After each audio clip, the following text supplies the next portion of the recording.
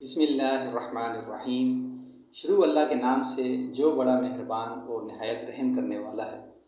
السلام علیکم۔ YouTube channel پر خوش آمدید۔ آپ دیکھ رہے ہیں اسلام بگنز، ایک نئی اور انفارمیٹیو ویڈیو کے ساتھ آپ کے سامنے حاضر خدمت ہے۔ میں امید کرتا ہوں کہ آپ سب خیریت سے ہوں گے اور دعا گو ہوں کہ اللہ پاک آپ سب کو ہمیشہ ہنستا مسکراتا اور اپنی رحمتوں کے سائے میں جگہ عطا فرمائے۔ دوستو، جدید سائنسی انقلاب نے ہماری زندگیوں کو نہایت آسان کر دیا ہے۔ ہم چاند پر قدم رکھ چکے ہیں اور دیگر سیاروں پر قدم رکھنے کے لیے تیار کھڑے ہیں۔ مہینوں کے سفر ہفتوں میں اور ہفتوں کے سفر دنوں میں اور دنوں کے سفر کچھ گھنٹوں میں طے پا رہے ہیں۔ ہمارے ارد گرد مشینوں کا ایک ہجوم ہے جو ہمارے ایک اشارے پر، صرف ایک بٹن دبانے پر اپنی خدمات پیش نظر کر رہی ہیں۔ لیکن دوستو، کیا آپ لوگ جانتے ہیں کہ اسی سائنسی انقلاب نے ہمیں تن آسانی کا شکار کر دیا ہے۔ ہمارے مزاج میں، ہماری طبیعت میں سستی اور کاہلی نے ڈیرے ڈال لیے ہیں۔ محنت سے جی چرا کر ہم لوگوں نے صرف جلد بازی، بے صبری اور تیز رفتاری پر فوکس کیا ہے۔ بچوں کو اسکول سے گھر لانا ہو یا اسکول لے کر جانا ہو، آفس ٹائم پر پہنچنا ہو یا آفس سے گھر واپس آنا ہو، یا بازار سے اور کوئی سودا سلف لے کر آنا ہو، یہ جلد بازی، یہ تیز رفتاری، یہ بے صبری ہمارے مزاجوں کا حصہ بن چکی ہے، جس کا نتیجہ یہ نکلا کہ یہ بے صبری، یہ جلد بازی، یہ تیز رفتاری ہمارے دینی شعائر کو بھی سبکتاز کرنے لگی ہے۔ جیسا کہ آپ کو تھمبنیل سے اندازہ ہو گیا ہوگا کہ ہم لوگ اسلام کے لازمی جز نماز کے بارے میں بات کر رہے ہیں، نماز میں آنے والی جدت کے بارے میں بات کر رہے ہیں۔ اس ویڈیو میں ہم لوگ کور کریں گے کہ نماز میں جلد بازی، نماز میں تیز رفتاری، نماز میں بے صبری کا کتنا بڑا خسارہ ہے۔ بحیثیت مسلمان ہمیں یہ جاننا ہوگا کہ اس میں کتنا بڑا خسارہ ہے۔ ایک 60 سالہ شخص، حضور اکرم صلی اللہ علیہ وسلم نے فرمایا کہ ایک شخص 60 سال تک نماز پڑھتا رہے گا لیکن اس کی ایک بھی نماز قبول نہیں ہوگی۔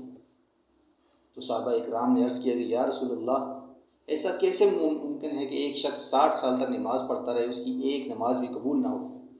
تو آپ صلی اللہ علیہ وسلم نے فرمایا کہ اگر وہ رکوع صحیح کرے گا تو سجدہ صحیح نہیں کرے گا، اور اگر سجدہ صحیح کرے گا تو رکوع صحیح نہیں کرے گا۔ اس طرح اس کی 60 سال کی عبادت، 60 سال کی نمازیں ضائع ہو جائیں گی۔ دوستو، آج ہمیں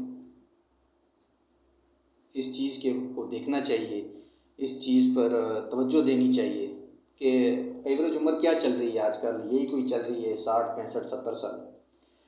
وہ 60 65 70 سال میں سے آپ بچپن کے 15 سال نکال لیں، اور اس کے بعد یہی کوئی 10 15 سال آپ لوگ مصروفیت کے نکال لیں۔ کوئی مر گیا، کوئی فوت ہو گیا، کسی کی شادی میں جانا پڑ گیا، آفس جانا پڑ گیا، کہیں لیٹ ہو گئے، نماز نہیں پڑھی، اس کے نکال دیں۔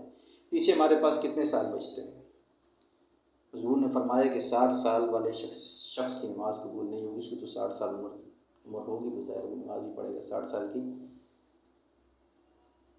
دوستو، ایسی نمازیں جو خشوع خضوع کے بغیر پڑھی جائیں گی، یا بے توجہی میں پڑھی ہوئی نمازیں، بے دھیانی میں پڑھی ہوئی نمازیں، قیامت والے دن ایک گندے غلیظ بدبودار کپڑے میں لپیٹ کر ہمارے منہ پر دے ماری جائیں گی۔ ایک دفعہ نبی پاک صلی اللہ علیہ وسلم مسجد نبوی میں تشریف فرما تھے۔ ایک صحابی آئے، انہوں نے نماز ادا کی۔ نماز ادا کرنے کے بعد وہ حضور کی خدمت میں حاضر ہوئے، سلام عرض کیا۔ حضور نے سلام کا جواب دیا اور ان سے کہا کہ آپ دوبارہ جا کے نماز پڑھیں، آپ نے نماز ادا نہیں کی یا نماز نہیں پڑھی۔ وہ گئے، انہوں نے دوبارہ نماز ادا کی۔ نماز ادا کر کے وہ دوبارہ حاضر خدمت ہوئے حضور کے۔ تو حضور نے پھر کہا کہ آپ جائیں، آپ جا کے دوبارہ نماز پڑھیں، آپ نے نماز نہیں پڑھی۔ وہ دوبارہ گئے، انہوں نے دوبارہ نماز ادا کی، پھر واپس آئے تو حضور نے پھر کہا کہ آپ جا کر نماز ادا کریں، آپ نے نماز نہیں پڑھی۔ تو انہوں نے فرمایا کہ حضور مجھے تو اسی طرح پڑھنی آتی ہے، تو آپ مجھے سمجھا دیں، آپ مجھے بتا دیں کہ میں کس طرح پڑھوں۔ تو پھر حضور اکرم صلی اللہ علیہ وسلم نے اسے نماز پڑھنے کا طریقہ بتایا، انہیں نماز پڑھنے کا سلیقہ سمجھایا کہ سکون سے رکوع کرو، سکون سے تلاوت کرو، سکون سے سجدے کرو۔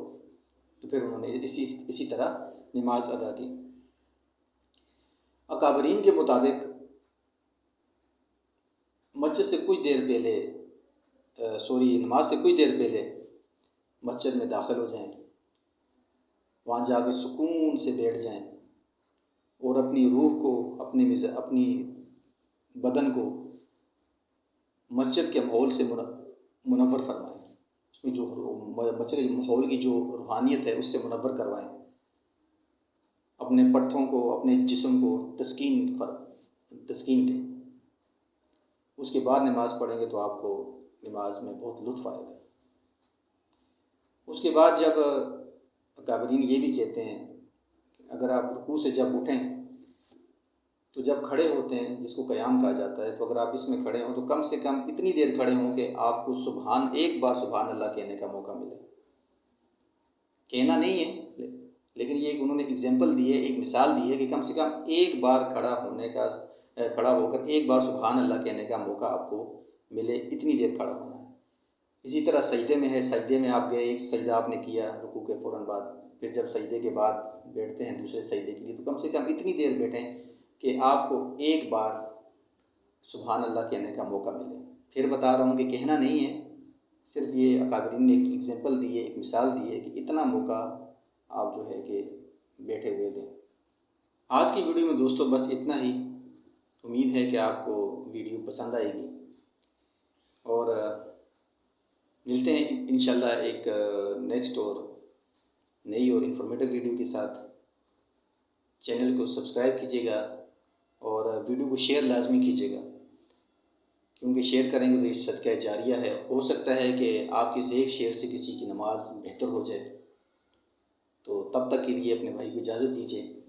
اللہ حافظ۔